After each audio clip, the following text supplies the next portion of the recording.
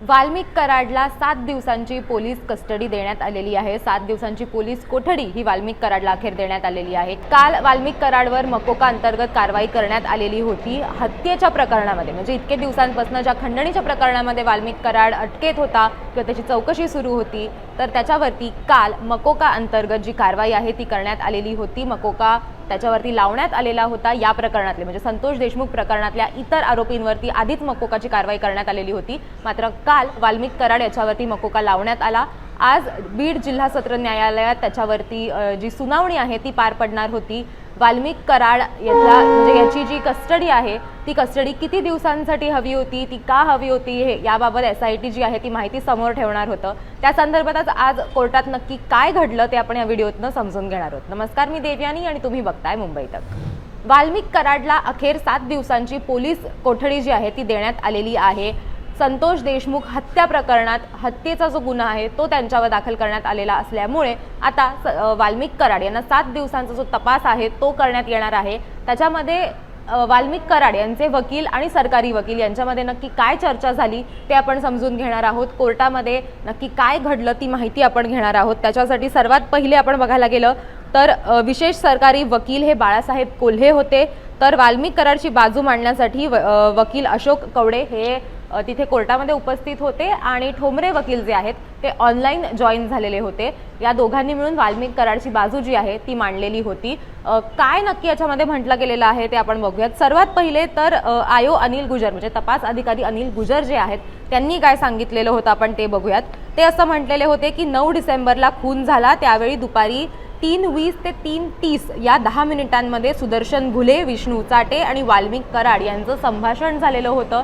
या 10 मिनिटांमध्ये जे कॉल रेकॉर्डिंग्स आहेत ते SIT कडे उपलब्ध आहेत आणि या खंडणी प्रकरणाचा थेट संबंध हत्येशी असल्याचा जो दावा आहे तो SIT कडनं यावेळेस करण्यात आलेला होता। यावेळेस त्यांचं जे संभाषण आहे त्याचं कॉल रेकॉर्डिंग जे आहे ते सुद्धा SIT कडे आहे असं म्हटलं गेलं। त्याच्यानंतर त्यांनी काय माहिती दिली तर यावेळी काय बोलणं झालं आहे याची जी तपासणी आहे ती करायची आहे। त्याच्यामुळे कराड याची 10 दिवसाची कस्टडी SIT ने मागितली होती। वाल्मिक कराडवर याआधी दाखल झालेले गुन्ह्यांची जी लिस्ट आहे ती सुद्धा कोर्टात सादर करण्यात आलेली होती। मकोका कसा लावण्यात आला हे खरं तर त्यांना जे पुरावे आहेत त्याचे ते द्यायचे होते आणि ते पुरावे दाखवण्यासाठी म्हणून त्याची जी गुन्ह्यांची जी यादी आहे ती यादी खरं तर कोर्टामध्ये मांडण्यात येत होती। त्याच्यानंतर जर आपण बघितलं तर 10 दिवसांची कस्टडी मागण्यासाठी सरकारी पक्षानं कुठले नेमके मुद्दे मांडलेले आहेत ते आपण बघूयात। त्यांनी असं म्हटलेलं आहे याच्यामध्ये की गुन्ह्याची उर्वरित तपास जो आहे तो आम्हाला पूर्ण करायचा आहे। मर्डर प्रकरणातली म्हणजे संतोष देशमुख यांच्या मर्डर प्रकरणातले अनेक आरोपी हे सराईत गुन्हेगार आहेत, ते आधीपासून गुन्हे करतायत आणि ते एकमेकांना ओळखतात। सर्वांनी एकत्रित येऊन आणि एकमेकांच्या संपर्कात राहून खंडणीसारखे गुन्हे केले। संतोष देशमुख मर्डर झाला त्याच दिवशी वाल्मिकनं देशमुख यांना धमकी दिली होती असा एक दावा जो आहे तो SIT कडनं यावेळेस करण्यात आलेला होता। त्याच्यानंतर जो इन कॅमेरा युक्तिवाद आहे तो सुरू झालेला होता। इन कॅमेरा युक्तिवाद म्हणजे काय तर आरोपीचे वकील, आरोपी, सरकारी पक्षाचे वकील आणि तपास अधिकारी यांनाच फक्त कोर्टरूममध्ये परवानगी देण्यात आलेली होती।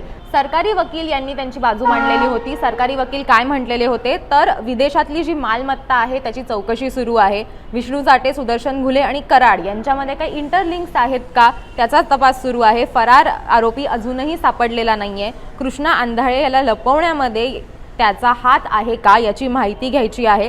घुले आणि चाटे अनेक दिवस फरार होते, त्यांना कुणी मदत केली याची माहिती घेणं सुरू आहे।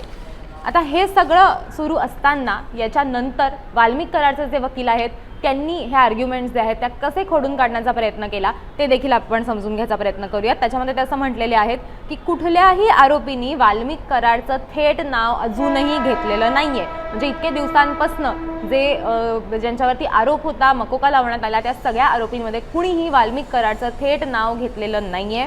नियमाप्रमाणे 302 लागू शकत नाही असे आरोपीचे जे वकील आहेत त्यांनी म्हटलेलं होतं, म्हणजे वाल्मिक कराडचे जे वकील आहेत त्यांनी म्हटलं। त्यानंतर ही अटक बेकायदेशीर आहे। वाल्मिक विरोधात कुठलाही ठोस पुरावा नाहीये।